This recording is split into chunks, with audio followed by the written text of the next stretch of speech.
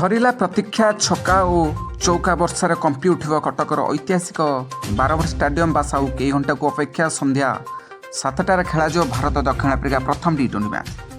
ଦର୍ଶକ ବନ୍ଧୁ, 5 ମ୍ୟାଚ୍ ଶୃଙ୍ଖଳାର ପ୍ରଥମ ମ୍ୟାଚ୍ ବାରବାଟୀରୁ ଆରମ୍ଭ ହେବ। ଘରୋଇ ଦଳ ଟେଷ୍ଟ ଶୃଙ୍ଖଳାକୁ 0-2ରେ ହାତଛଡ଼ା କରିବା ପରେ ଦିନିକିଆ ଶୃଙ୍ଖଳାକୁ 2-1ରେ ଜିତି ସମ୍ମାନ ବଜାୟ ରଖିଛି।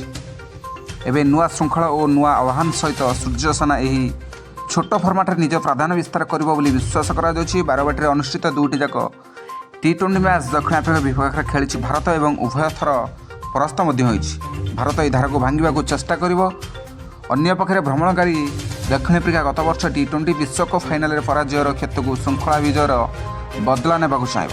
ଦର୍ଶକ ବନ୍ଧୁ, ଆହତ ସମସ୍ୟା ପରେ ଭାରତୀୟ ଦଳକୁ ଫେରିଥିବା ଅଲରାଉଣ୍ଡର ହାର୍ଦ୍ଦିକ ପାଣ୍ଡ୍ୟା ଏବଂ ଉପ ଅଧିନାୟକ ଶୁଭମନ ଗିଲ୍ ଉପସ୍ଥିତିକୁ ନେଇ ଅଧିନାୟକ ସୂର୍ଯ୍ୟକୁମାର ଯାଦବ ବି ସନ୍ତୋଷ ବ୍ୟକ୍ତ କରିଛନ୍ତି। ସୂର୍ଯ୍ୟଙ୍କ ବ୍ୟକ୍ତିଗତ ଫର୍ମକୁ କିନ୍ତୁ ଦଳ ପାଇଁ ଏକମାତ୍ର ଚିନ୍ତାର କାରଣ ଅଛି। ଏପଟେ ଏଥର ବାରବାଟୀ ପିଚ୍କୁ ନେଇ ଖୁବ୍ ଚର୍ଚ୍ଚା। ଲାଲ ମାଟିରେ ପିଚ୍ ପ୍ରସ୍ତୁତ ହେବା ପରେ ଏହା ପ୍ରଥମ ଆନ୍ତର୍ଜାତୀୟ ମୁକାବିଲା ହୋଇଥିବାରୁ ଜୋରଦାର ଲଢ଼େଇ ଦେଖିବାକୁ ମିଳିପାରେ। ସାଧାରଣତଃ ଲାଲ ମାଟିରେ ପ୍ରସ୍ତୁତ ପିଚ୍ ଅଧିକ ପେସ୍ ଓ ବାଉନ୍ସ ଦେବା ସହ ପାଳିର ବିଳମ୍ବିତ ଭାଗରେ ସ୍ପିନରକୁ ସୁଯୋଗ ଦେଇଥାଏ।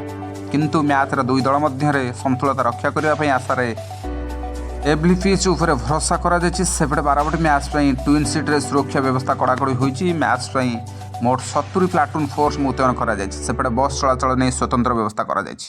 ବ୍ୟୁରୋ ରିପୋର୍ଟ, ଓଡ଼ିଆ ତାଜା ଖବର।